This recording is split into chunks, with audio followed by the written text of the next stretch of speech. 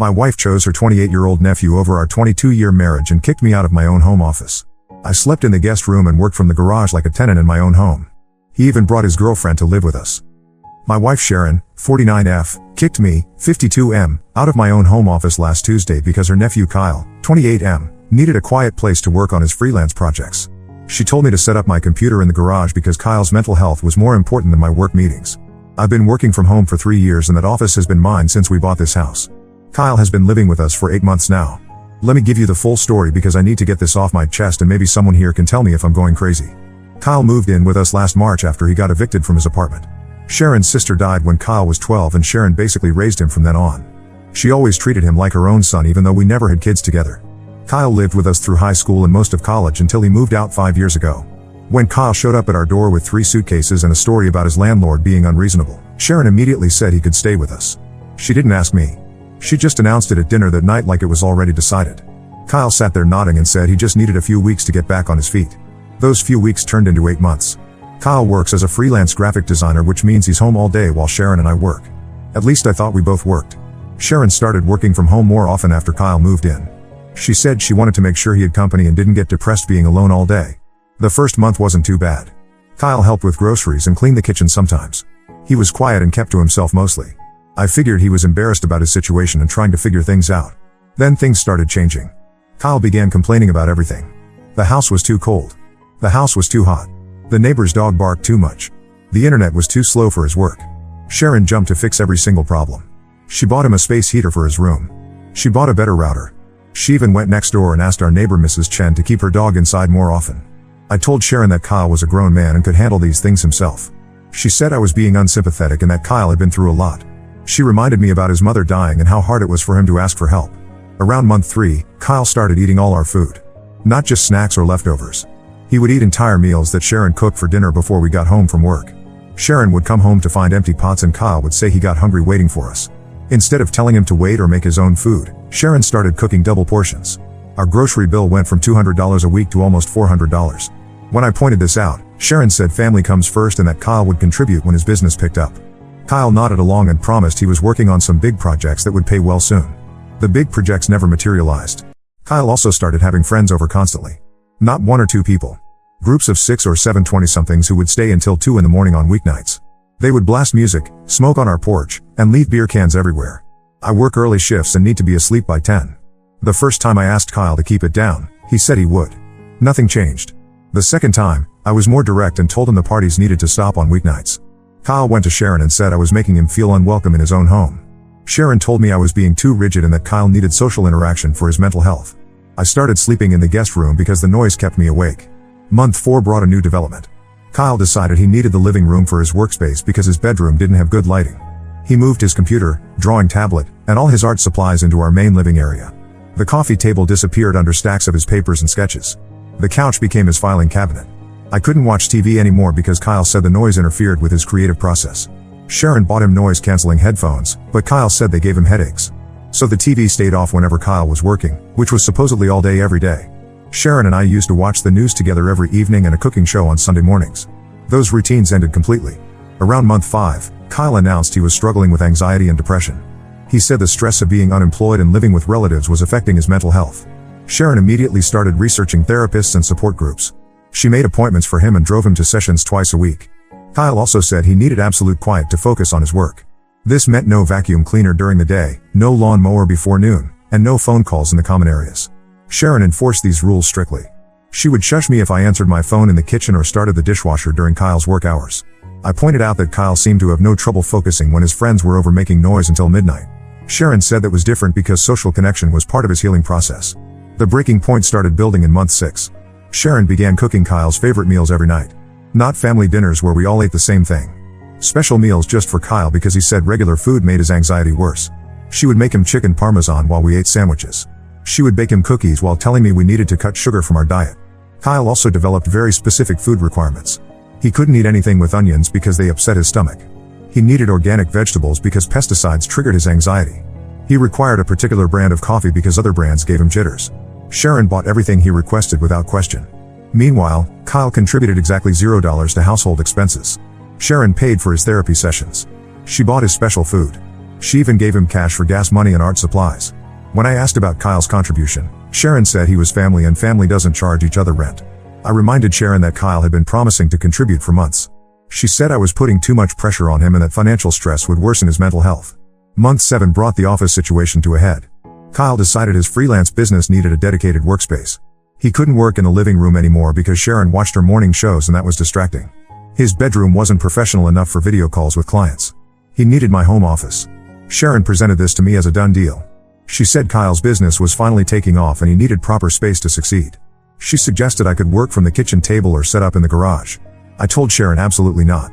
My home office had my computer, my files, my desk setup that I needed for my actual job that actually paid our bills. Kyle could work from anywhere with a laptop. I couldn't. Sharon said I was being selfish and unsupportive. She accused me of resenting Kyle's success and trying to sabotage his recovery. She said a real husband would prioritize his wife's family. That's when Kyle joined the conversation. He said he understood my reluctance but his clients expected professionalism. He couldn't take video calls from a bedroom or kitchen. He needed the office space to build his business and become independent. I told Kyle he could rent an office space or work from a coffee shop like thousands of other freelancers. Kyle said those options were too expensive and too noisy. He needed the home office. Sharon supported Kyle completely. She said we had plenty of space and I was being territorial over a room. She reminded me that Kyle was trying to rebuild his life and needed our support. The argument lasted 3 hours. Sharon and Kyle tag-teamed me with reasons why I should give up my office. They had an answer for every objection I raised. They made me feel like I was the unreasonable one for wanting to keep my own workspace in my own house. I finally agreed to let Kyle use the office 2 days a week for important client meetings. Sharon said that wasn't enough. Kyle needed consistent access to build his routine and establish his business. We compromised on Kyle having the office Monday through Wednesday. I would work from the kitchen table those days. That compromise lasted exactly 1 week. Last Tuesday morning, I went to my office to start my workday and found Kyle already there. He had moved all my stuff to boxes in the corner and set up his equipment. When I asked what he was doing, Kyle said he had an urgent project that couldn't wait until his scheduled office days. I told Kyle he needed to move his stuff and stick to our agreement. Kyle said the project was worth $2,000 and could lead to more work. He asked if I could just work from the kitchen for 1 day. That 1 day became the whole week.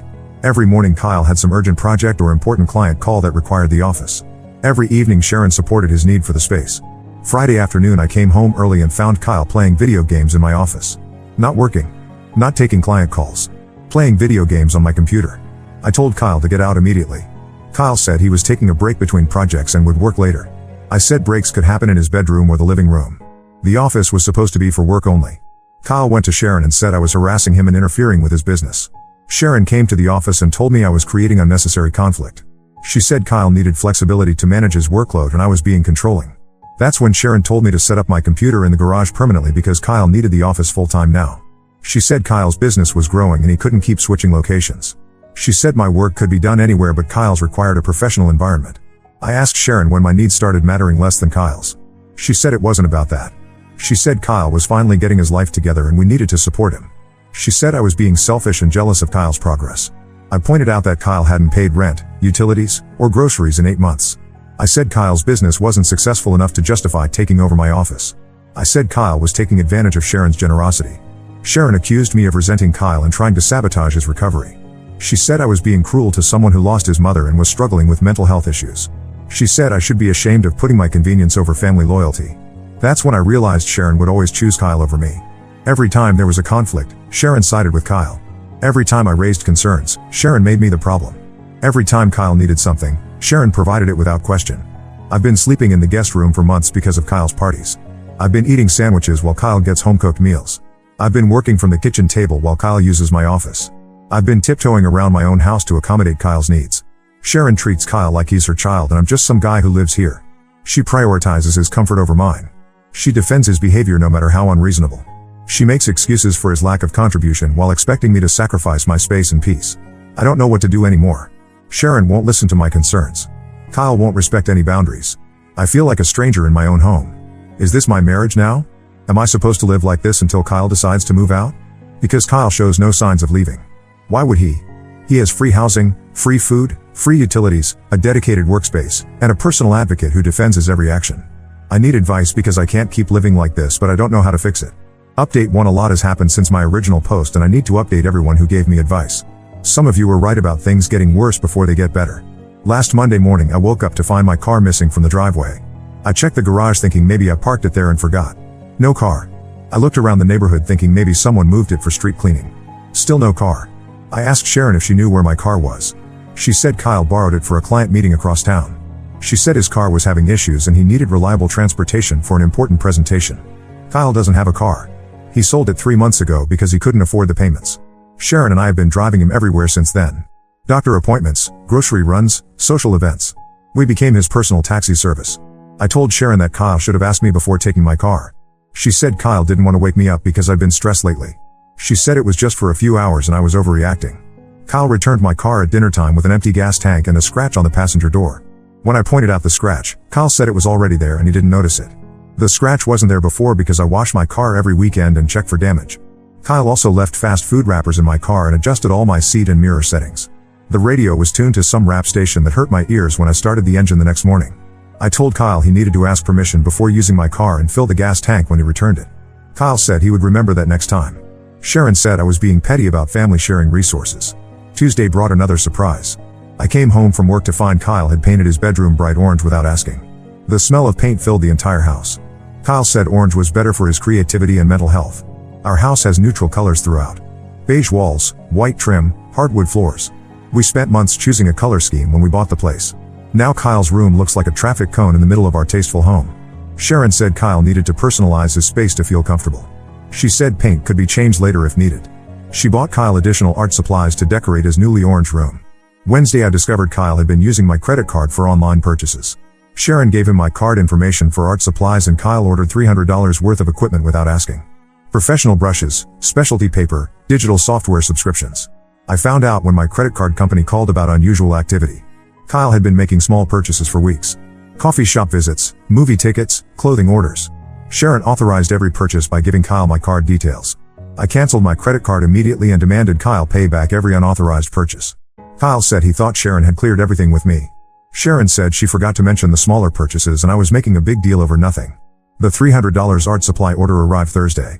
Kyle acted like Christmas morning unwrapping boxes of expensive brushes and specialty papers. He thanked Sharon for supporting his artistic development. He didn't mention paying me back. Friday brought the biggest shock yet. I came home early because I had a dentist appointment and found Kyle in bed with some woman in what used to be my home office. They weren't just sleeping. They were making enough noise that I heard them from the hallway. I knocked loudly and told them to get dressed because this was inappropriate. Kyle yelled through the door that he was working and I should come back later. Working? That's what he called it. The woman left through the back door while Kyle got dressed. Kyle came out acting like nothing happened. He said he was taking a break between projects and I misunderstood the situation. I told Kyle that bringing women to our house for hookups was completely unacceptable. Kyle said he was an adult and could have female friends over. He said I was being judgmental and old-fashioned. Sharon came home to find Kyle and me in a heated discussion about boundaries and appropriate behavior. Kyle told Sharon I was harassing him about his personal life and making him feel unwelcome. Sharon took Kyle's side immediately. She said Kyle was a grown man entitled to privacy and companionship. She said I was being invasive and controlling. She suggested I should have knocked instead of barging into his workspace. I pointed out that it used to be my office and Kyle was having sex in there during work hours. Sharon said the room was Kyle's space now and I needed to respect his privacy.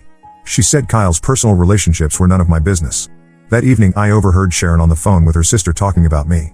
Sharon said I was being difficult and jealous of Kyle's success. She said I was making Kyle's recovery harder by creating unnecessary conflict. She said she was worried about Kyle's mental health because of my negative attitude. Sharon never mentioned Kyle's unauthorized credit card use, car borrowing, or inappropriate office activities. She painted me as the unreasonable one causing problems for no reason. Saturday morning I tried talking to Sharon privately about everything that happened that week. I explained that Kyle was crossing boundaries and taking advantage of our generosity. I said Kyle needed rules and consequences like any other house guest. Sharon accused me of making a list of complaints to use against Kyle. She said I was looking for reasons to kick Kyle out because I never wanted him here. She said I was being selfish and unsupportive when Kyle needed family most. I asked Sharon when Kyle was planning to move out. She said Kyle was finally building his business and needed stability to succeed. She said pushing Kyle to leave would damage his progress and mental health. I asked Sharon what Kyle had actually accomplished in 8 months. No steady income, no savings, no plan for independence. Kyle was living like a teenager while Sharon enabled his behavior. Sharon said Kyle was working hard and making progress. She said his art was improving and he was getting more client interest. She said I didn't understand creative work and artistic development. Sunday I found Kyle using my laptop because his computer was updating software. Kyle had downloaded games, changed my desktop background, and installed programs I didn't recognize. He also saved his personal files in my documents folder. I told Kyle to use his own equipment and stop touching mine. Kyle said he was just borrowing it temporarily and would ask next time. He said his computer was slow and mine worked better for his projects. I changed all my passwords and put locks on my office door. Sharon said I was being paranoid and creating artificial barriers. She said families should trust each other and share resources freely. This morning Sharon told me Kyle needed a key to my office because he was expecting an important client call and couldn't wait for me to unlock the door. She said I was sabotaging Kyle's business success with my security measures. I told Sharon that Kyle had lost office privileges after the incident on Friday. Sharon said I was punishing Kyle for having a personal life. She said I was being controlling and unreasonable. We're not talking much anymore. Sharon spends most of her time with Kyle discussing his projects and planning his future. I eat dinner alone while they strategize about his artistic career in the living room. Kyle acts like he owns this house now. He brings friends over whenever he wants. He uses our belongings without asking. He makes demands about temperature, noise, and food. Sharon fulfills every request while treating my concerns as personal attacks. Several people commented on my original post asking about finances. Kyle owes us over $2,000 in unpaid rent based on market rates for similar rooms. He owes me $800 in unauthorized credit card purchases. He owes about $1,500 in extra grocery costs over 8 months. Kyle owes us roughly $4,300 and shows no signs of paying anything back. When I mentioned this to Sharon, she said putting monetary value on family relationships was disgusting. She said Kyle would contribute when he was financially stable. I don't think Kyle wants to become financially stable. Why would he? He has everything he needs without paying for any of it. He has a dedicated workspace, meal service, housekeeping, transportation, and unlimited emotional support from Sharon. I'm starting to think this situation won't resolve itself. Kyle isn't going to leave voluntarily. Sharon isn't going to enforce boundaries or expectations. I'm the only one unhappy with this arrangement. Some of you suggested marriage counseling in the comments. I brought this up to Sharon last week. She said counseling was expensive and unnecessary. She said our marriage was fine except for my attitude toward Kyle. Sharon thinks I'm the problem. Kyle thinks I'm the problem. Maybe I am the problem. Maybe I should just accept that this is my life now and stop complaining. But I can't. I can't live like a tenant in my own home. I can't watch my marriage become secondary to Kyle's needs. I can't pretend this is normal or healthy. I don't know what my next move should be. Any advice would be appreciated because I'm running out of options here. Update: 2 things have gotten much worse and I need to tell you what happened because some of you saw this coming in your comments. 3 weeks ago Sharon announced that Kyle was depressed because he felt like a burden on our household. She said Kyle needed to feel more valued and appreciated for his contributions. I asked what contributions because Kyle still hadn't paid for anything or done any significant housework. Sharon said Kyle contributed emotional support and creative energy to our home. She said Kyle helped her feel young and inspired. She said Kyle brought joy and laughter that had been missing from our marriage. That stung because Sharon and I used to laugh together all the time. We used to take weekend trips and try new restaurants. We used to stay up late talking about our plans and dreams. All of that stopped when Kyle moved in because Sharon focused all her attention on him. Sharon decided Kyle needed a formal role in our household to boost his confidence. She made Kyle the household manager responsible for organizing meals, scheduling maintenance, and coordinating social activities. Kyle accepted this imaginary position enthusiastically. Kyle immediately started making rules about how we should run our house. Quiet hours extended from 9 p.m. to 11 a.m. for his sleep schedule. Grocery shopping happened on Sundays only so Kyle could plan meals for the week. Social visits required 24-hour notice so Kyle could prepare mentally. Sharon enforced Kyle's rules strictly. When my brother stopped by unexpectedly on Saturday, Sharon made him wait outside while she asked Kyle if visitors were acceptable that day. Kyle grudgingly agreed to a 30-minute visit maximum. 2 weeks ago Kyle announced he was bringing his girlfriend Emma, 26F, to live with us temporarily. Kyle said Emma was being evicted from her apartment and needed somewhere to stay while she looked for new housing. Sharon immediately agreed without consulting me. Emma moved in last Monday with 3 suitcases and a cat. Nobody asked if I was okay with pets. Emma's cat is not litter trained and has been using our house as a giant bathroom. The smell hits you when you walk through the front door. Emma works part-time at a coffee shop and spends the rest of her time sleeping or watching Netflix in the living room. She eats our food, uses our utilities, and contributes nothing to household expenses. Kyle says Emma is stressed about her housing situation and we should be patient. Sharon treats Emma like a second daughter. She bought Emma special shampoo and body wash. She gave Emma towels and bedding from our linen closet. She even moved some of her jewelry to Emma's room so Emma could borrow accessories for work. I now live with 3 adults who don't pay rent, utilities, or groceries. Kyle and Emma have taken over the living room completely. My office became Kyle's studio. The guest room where I sleep smells like cat waste. The kitchen is always full of their friends hanging out and making noise. Last week I tried to have a serious conversation with Sharon about our living situation. I pointed out that we were supporting 2 able-bodied adults who could work full-time and support themselves. I said this arrangement was unsustainable financially and personally. Sharon accused me of being unwelcoming to people who needed help. She said Kyle and Emma were going through difficult times and deserved our support. She said I was being selfish and materialistic by focusing on money instead of family loyalty. I asked Sharon when Kyle and Emma were planning to move out. Sharon said they were working on their situations but needed time to save money and find appropriate housing. She said rushing them would be cruel and counterproductive. I pointed out that Kyle had been saying the same thing for 10 months. Sharon said Kyle was making progress with his art business and just needed patience. She said Emma was looking for better employment and just needed encouragement. Friday night, Kyle and Emma threw a housewarming party for their friends. 20-something people filled our house drinking beer and playing loud music until 3 a.m. They used our backyard for smoking and left cigarette butts everywhere. Someone vomited in our guest bathroom and nobody cleaned it up. I asked Kyle to end the party at midnight because I had early meetings on Saturday. Kyle said the party was just getting started and everyone was having fun. He said I could sleep upstairs with earplugs if the noise bothered me. Sharon supported Kyle's right to celebrate his new living situation. She said young people needed social connection and I was being an old grouch. She bought extra beer and snacks for Kyle's friends and helped him set up music speakers. Saturday morning I woke up to find our house destroyed. Empty bottles and cans everywhere. Food ground into our carpet. Furniture moved around and damaged. The kitchen sink full of dirty dishes and cigarette ashes. Kyle and Emma were still sleeping when I started cleaning up. Sharon helped me for about an hour before giving up and going shopping. I spent my entire Saturday cleaning up after Kyle's party while Kyle and Emma slept until dinner time. When Kyle finally woke up, he thanked me for cleaning and said the party was a huge success. He said his friends loved our house and wanted to come back soon. Kyle acted like I was the party cleanup service instead of the homeowner who got stuck with the mess. Sunday I told Sharon this had to stop. I said Kyle and Emma needed to move out within 30 days. I said I was done supporting adults who treated our house like a free hotel with maid service. Sharon said I was being unreasonable and cruel. She said Kyle and Emma had nowhere else to go and kicking them out would damage their mental health. She said I was prioritizing my comfort over family welfare. I reminded Sharon that Emma wasn't family and Kyle was supposed to be temporary. Sharon said Emma was Kyle's partner and therefore family by extension. She said temporary had become permanent because Kyle needed long-term stability. Monday morning I found Kyle in my home office again despite the locks I installed. Kyle had somehow gotten a key and moved all his equipment back into my workspace. When I asked how he got in, Kyle said Sharon gave him a spare key because he needed access for important client work. I told Sharon she had no right to give Kyle keys to my locked office. Sharon said the office belonged to both of us and she could give access to whoever needed it. She said I was being controlling and paranoid about a simple workspace. That's when I realized Sharon had completely chosen Kyle over me. She would override any boundary I set. She would undermine any rule I tried to enforce. She would give Kyle whatever he wanted regardless of how it affected me. Tuesday, I spoke with a lawyer about my options. The lawyer said Kyle and Emma were legal tenants now because they'd been living here over 30 days. Getting them out would require formal eviction proceedings that could take months. The lawyer also explained that Sharon had equal rights to our house and could invite anyone she wanted to live here. Unless Kyle or Emma committed crimes or violated lease terms, I couldn't force them to leave without Sharon's cooperation. Wednesday, I tried one last conversation with Sharon about our marriage. I explained that I felt like a stranger in my own home. I said Kyle and Emma had taken over our space and our relationship. I asked if Sharon missed spending time together, just the two of us. Sharon said our marriage was stronger because we were helping family members in need. She said Kyle and Emma brought energy and purpose to our lives.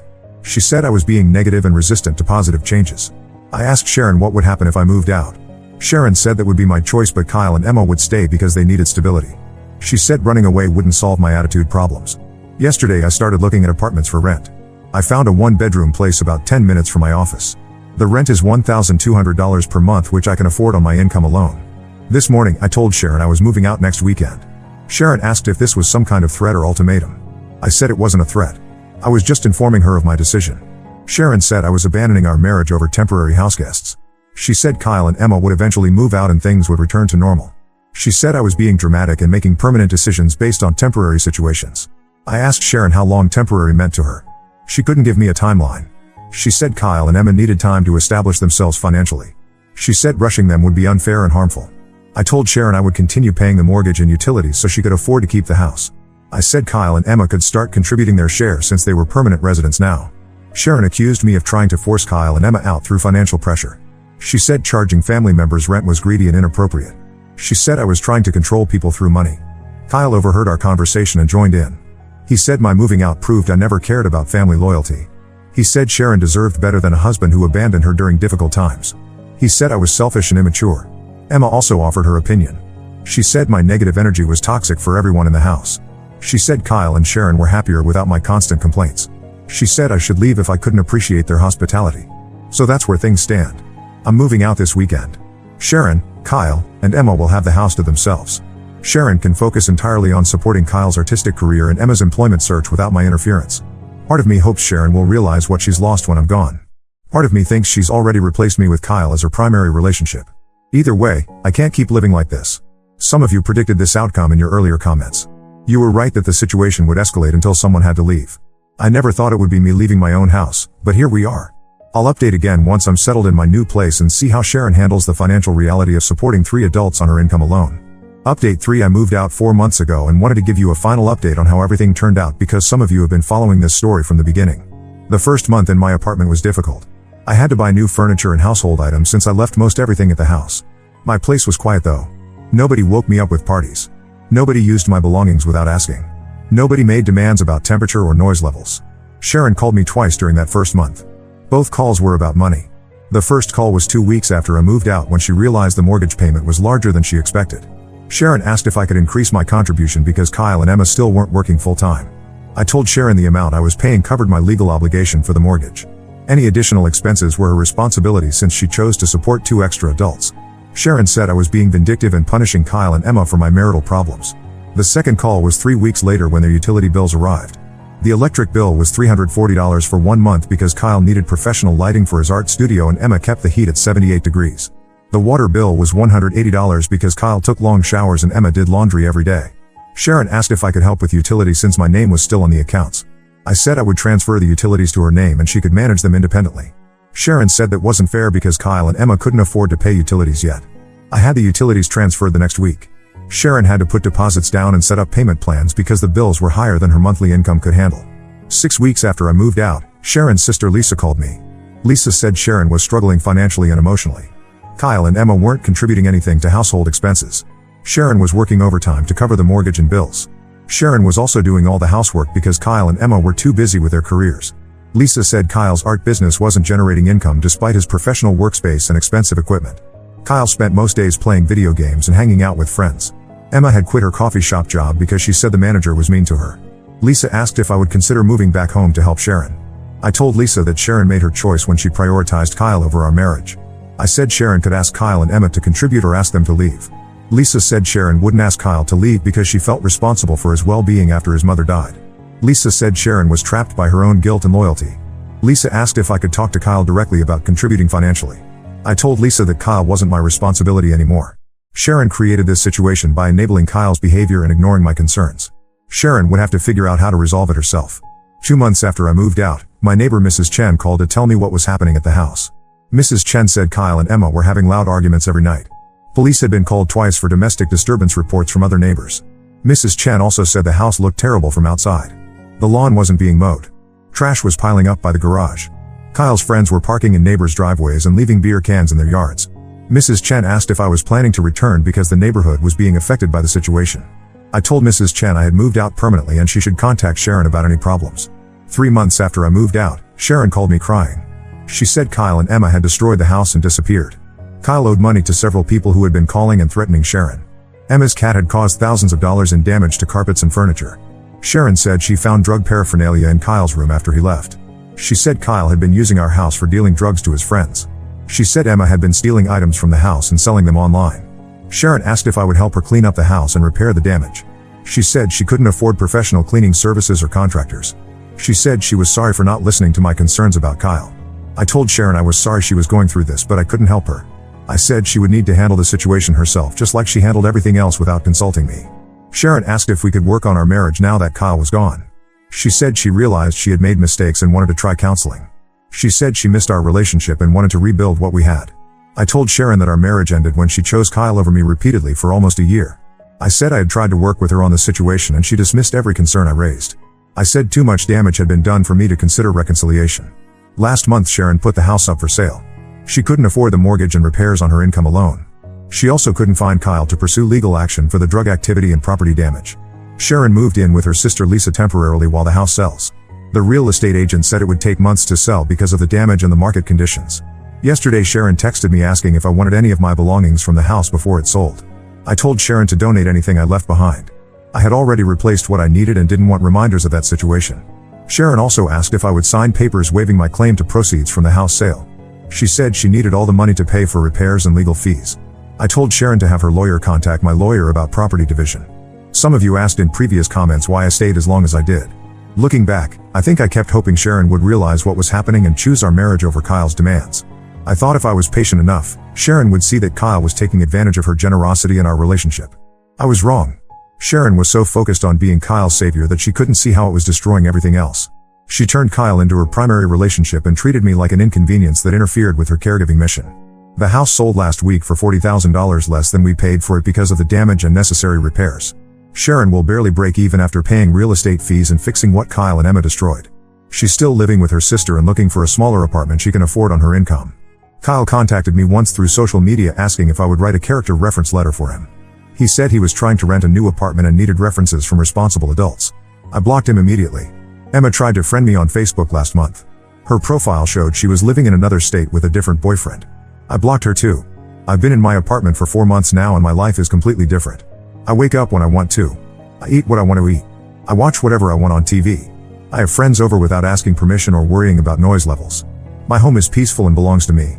I started dating someone new 2 months ago. Janet is a divorce teacher who understands boundaries and personal space. She has her own apartment and her own life. We enjoy each other's company without either of us trying to fix or rescue the other person. Janet asked me recently if I missed being married. I told her I missed being married to the Sharon I knew before Kyle moved in. The Sharon who laughed at my jokes and planned weekend trips with me. The Sharon who cared about my opinions and respected my feelings. That Sharon disappeared when Kyle became her full-time project. People at work have commented that I seem happier and more relaxed. My boss said my work performance has improved significantly since I moved out. I didn't realize how much stress I was carrying from living in that situation every day. Sharon sent me a Christmas card this year with a long handwritten note apologizing for everything that happened. She said she understood now that she chose Kyle over our marriage repeatedly. She said she was sorry for dismissing my concerns and enabling Kyle's behavior. She asked if we could meet for coffee to talk about everything. I didn't respond to Sharon's card. An apology doesn't undo 22 years of marriage ending because she prioritized her nephew's comfort over her husband's well-being. An apology doesn't give me back the year I spent feeling like a stranger in my own home. Some people might think I should forgive Sharon and try to rebuild our relationship. Some people might think marriage means working through problems no matter what. I tried working through problems for almost a year while Sharon chose Kyle over me every single time. I'm 53 years old and I don't want to spend whatever years I have left waiting for someone to choose me over their other priorities. I don't want to live with someone who needs a crisis to realize my value. I don't want to rebuild a marriage with someone who threw it away so easily. My life is better now. Quieter, simpler, and completely under my control. I don't have to negotiate with anyone about using my own belongings or sleeping in my own bed.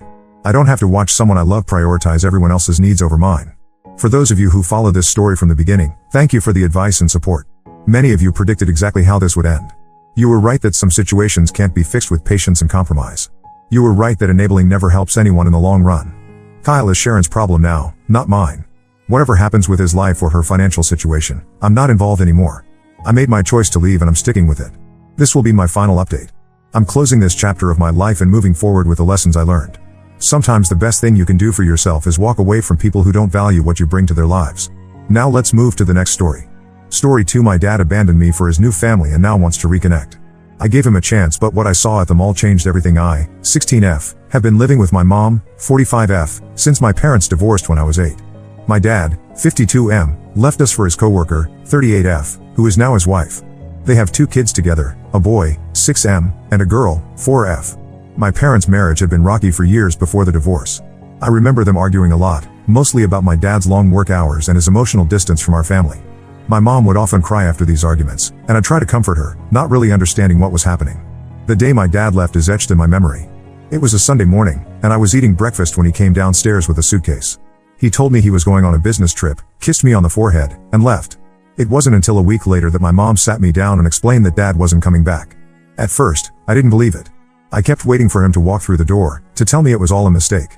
But days turned into weeks, and weeks into months, and he never came back. My mom tried to shield me from the worst of it, but I overheard phone calls and conversations with relatives. That's how I found out about dad's affair with his coworker. Growing up, I hardly saw my dad. He would cancel our plans last minute, forget my birthdays, and miss important events in my life. When I was younger, I used to cry and ask my mom why he didn't want to see me. As I got older, I just accepted that he wasn't interested in being my father. There were times when the absence of my dad hit me particularly hard. Like in 4th grade, when we had a father-daughter dance at school. I begged my dad to come, leaving voicemails and sending texts. He promised he would be there, but he never showed up. I ended up going with my uncle instead. Or on my 13th birthday, when I invited him to my party. He said he would try to make it, but he didn't. Later, I found out he had taken his new family to Disneyland that weekend. That was also when I learned I had half siblings. My mom worked really hard to provide for me. She took on extra shifts at the hospital where she works as a nurse, just to make sure I had everything I needed. We weren't rich, but we were comfortable. More importantly, we had each other. My mom was always there for me, attending my school events, helping me with homework, and just being a supportive presence in my life. I remember one particularly tough time when I was 12. I was being bullied at school, and my grades were slipping. My mom noticed something was wrong and took time off work to help me through it. She talked to my teachers, helped me with my studies, and even enrolled me in a self-defense class to boost my confidence. That's the kind of parent she's always been, present, caring, and willing to go the extra mile for me. Last month, out of the blue, my dad called me.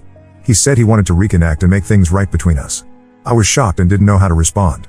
He suggested we meet for dinner, just the two of us. After thinking about it for a few days, I agreed. The dinner was awkward. My dad tried to act like nothing had happened, like he hadn't been absent for most of my life. He talked about his job, his new house, and his other kids. He showed me pictures of them on his phone, gushing about how smart and talented they were. I sat there, feeling more and more angry and hurt.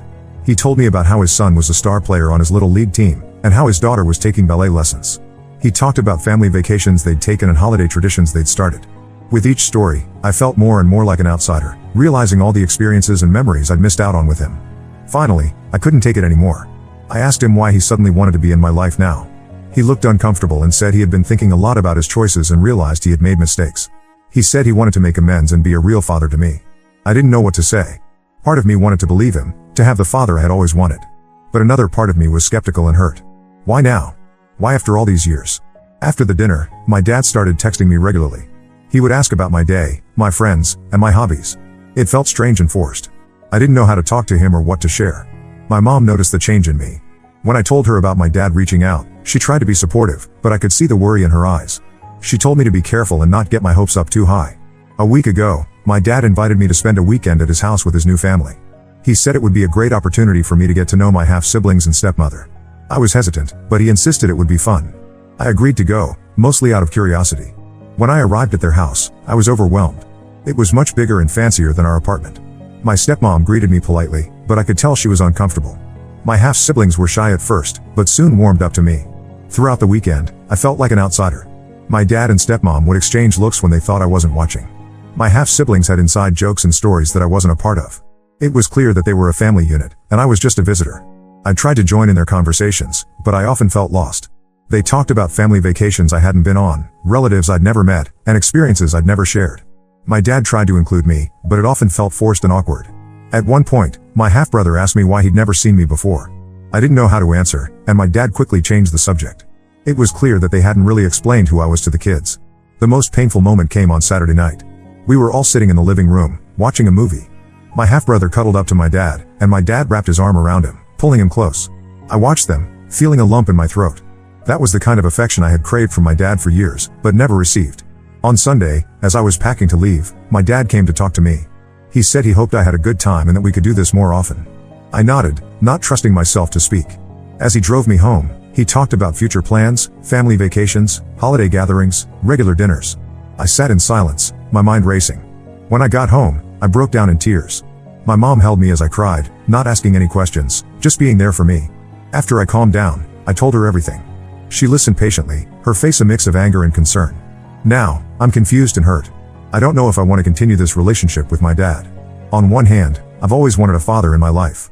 On the other hand, seeing him with his new family made me realize how much I've missed out on, and how easily he moved on without me. I'm torn between giving him another chance and protecting myself from more hurt. My mom says it's my decision, but I can tell she's worried about me getting hurt again. My friends are divided. Some say I should give him a chance, others say I should cut him off completely. I keep thinking about all the moments in my life where I needed a dad, and he wasn't there. The father-daughter dances I attended with my uncle, the graduations he missed, the times I was sick and he didn't even call. Can he really make up for all of that now? Then I think about my half-siblings, and how they get to have the dad I always wanted. It's not their fault, but I can't help feeling resentful. Why does he get to be a good dad to them, when he couldn't be one to me? I don't know what to do. Should I continue trying to build a relationship with my dad? Or should I accept that we'll never have the father-daughter bond I've always wanted? How do I deal with the jealousy and hurt I feel towards his new family? Any advice would be appreciated. Update 1: It's been a few weeks since my last post, and a lot has happened. I want to thank everyone who commented and offered advice. Your words really helped me think through this situation. After much consideration, I decided to give my dad another chance. I told him I was willing to work on our relationship, but that it would take time and effort on both our parts. He seemed genuinely happy and promised to do better. For the first 2 weeks, things seemed to be improving. My dad called me regularly, and we even met for coffee a couple of times. He asked about my life and seemed interested in getting to know me. I started to feel hopeful that maybe we could build a relationship. During one of our coffee meetings, my dad brought up the idea of me joining his family for their annual summer vacation. He talked about how they always rent a beach house for a week, and how it would be a great opportunity for me to bond with everyone. I was hesitant, but he seemed so excited about the idea that I agreed to think about it. We also had some more serious conversations. I told him about how his absence had affected me growing up. I shared stories about times when I really needed him, like when I was being bullied in middle school, or when I had my first heartbreak. He listened and apologized, saying he wished he could go back and change things. One day, he even asked to see some of my childhood photos. My mom had kept albums of me growing up, and I showed him a few. He seemed sad as he looked through them, realizing how much he had missed. He asked if he could have copies of some of the photos, which made me feel like he truly wanted to be part of my life. However, last week, something happened that made me question everything again. I was at the mall with my friends when I saw my dad with his family. They were shopping for school supplies for my half-siblings. What struck me was how relaxed and happy they all looked together. My dad was laughing and joking with the kids, helping them pick out backpacks and notebooks. I stood there, frozen, watching them. They didn't notice me. I saw my dad pick up my half-sister and spin her around, both of them laughing. It was such a simple, loving gesture, but it hit me hard. I realized that in all the years of my life, my dad had never done anything like that with me. As I watched them, I remembered all the times I had gone school shopping with just my mom. How we would try to make it fun, even though money was often tight. I thought about how my dad had never offered to help with school expenses, even though he clearly had the means to do so. I left the mall feeling devastated. When I got home, I locked myself in my room and cried. My mom noticed something was wrong, but I couldn't bring myself to tell her what had happened. The next day, I received a text from my dad asking if I wanted to go to the movies with him and my half-siblings that weekend. I didn't respond. I couldn't bear the thought of pretending everything was okay when I was hurting so much inside. A few days passed, and my dad started calling, asking why I wasn't responding to his messages. I finally picked up and told him what I had seen at the mall. There was a long silence on the other end of the line. Then he started making excuses, saying that he was trying his best and that I needed to give him time. I lost it. I told him that he'd had 16 years to be a father to me, and he chose not to be. I told him how much it hurt to see him be the kind of dad to his other kids that he never was to me. I asked him why he couldn't have been that dad for me when I was younger, when I needed him. He didn't have a good answer. He just kept saying he was sorry and that he wanted to make things right. But his words felt hollow to me. I realized that no matter how much he tried now, he could never make up for all the years he missed. I told him about all the times I had needed him. The time I broke my arm in 5th grade and he didn't even call to check on me. The time I won a science fair in 7th grade and he said he was too busy to come see my project. All the birthdays, holidays, and milestones he had missed. I asked him if he had any idea how it felt to watch other kids with their dads, knowing mine didn't want me. I told him about the nights I had cried myself to sleep, wondering what was wrong with me that made him not want to be my dad. He tried to apologize again, saying he knew he had messed up but that he wanted to do better now. But I was too hurt and angry to listen. I told him I needed some time to think and ended the call. Since then, he's been texting and calling nonstop, but I haven't responded. I don't know what to say to him. Part of me feels guilty for blowing up at him, but another part feels relieved to have finally said all the things I've been holding in for years. I feel angry, hurt, and confused. Part of me wants to cut him off completely, to protect myself from more pain. Another part of me still yearns for a relationship with him, even though I know it will never be what I truly want. My mom has been incredibly supportive through all of this. She's offered to listen if I want to talk, but she's also giving me space to process my feelings. I'm grateful for her, but I also feel guilty for putting her in this position. I've been thinking a lot about what I really want from my relationship with my dad. Do I actually want him in my life, or am I just chasing the idea of having a father? Can I ever truly trust him not to let me down again? I'm also worried about how this will affect my relationship with my half-siblings. They're innocent in all of this, and part of me would like to know them better. But I don't know if I can handle being around my dad's perfect family. I'm at a loss for what to do next. Should I give my dad another chance? Or is it time to accept that we'll never have the relationship I've always wanted? How do I move forward from here? Update 2: It's been 2 months since my last update, and I've made some decisions that I want to share with you all. After my last post, I took some time to really think about what I wanted and what was best for me. I decided to have one final conversation with my dad to clear the air and make my feelings known. We met at a park near my house. I chose a public place because I wanted to feel safe and have the option to leave if things got too intense. When my dad arrived, he looked nervous. We sat on a bench, and for a few minutes, neither of us spoke.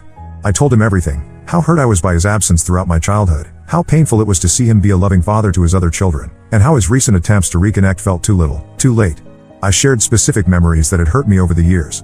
Like the time in 3rd grade when he promised to come to my school play, and I spent the whole performance scanning the audience for him, only to realize he wasn't there.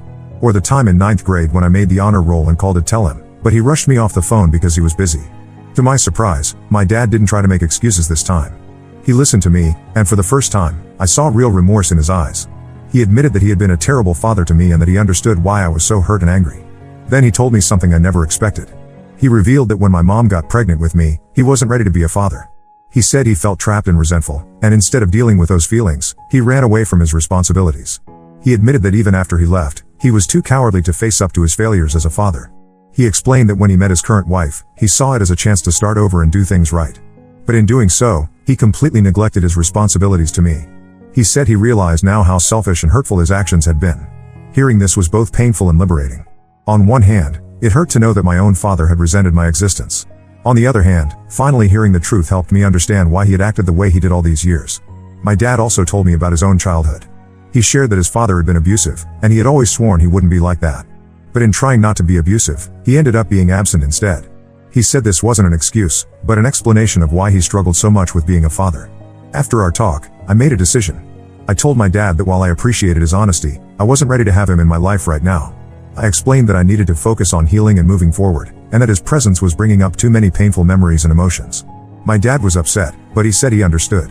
He asked if there was any chance for us in the future. I told him I didn't know, but that for now, I needed space. He asked if he could still send me birthday and Christmas cards. I agreed to that, thinking it might be a way for him to show he cares without putting pressure on me for more involvement. We also agreed that if I ever needed anything, like help with college expenses in the future, I could reach out to him. Before we parted, my dad handed me an envelope. He asked me not to open it until I got home. When I did open it later, I found a heartfelt letter apologizing for everything, along with some old photos of us from when I was very young. It was bittersweet to see these glimpses of what could have been. Since that conversation, I've been focusing on my own life and well-being. I've started seeing a school counselor to work through my feelings about my dad and our complicated relationship.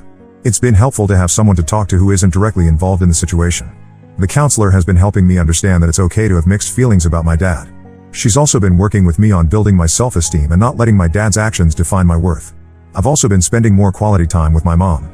Our relationship has always been strong, but going through this experience has brought us even closer. I've realized how lucky I am to have her in my life, and I'm trying to show her more appreciation for everything she's done for me. We've had some really good talks about our family history. My mom shared things about her relationship with my dad that I never knew before. It's helped me understand the bigger picture of why things happened the way they did. As for my dad, he's respected my wishes and hasn't contacted me beyond sending a card for my birthday last month. Sometimes I feel guilty about cutting him off, but most of the time I feel relieved. I know this decision was the right one for me, at least for now. I'm learning to accept that my family situation isn't perfect, and that's okay. I'm focusing on the people who have consistently been there for me and on building a future for myself. I've thrown myself into my studies and extracurricular activities. I joined the school newspaper and discovered I really enjoy writing. It's become a way for me to express my feelings and work through some of the complicated emotions I have about my family situation. I've also started volunteering at a local animal shelter. Working with the animals has been really therapeutic, and it feels good to be making a difference in their lives. As for my half-siblings, I've decided to send them birthday cards through my dad. I don't want them to think I don't care about them, even if I'm not ready to have a relationship with them right now. Thank you all for your support throughout this journey. Your advice and kind words have meant more to me than you know. Update 3. It's been half a year since my last update, and I wanted to share how things have been going. The past 6 months have been a period of growth and healing for me.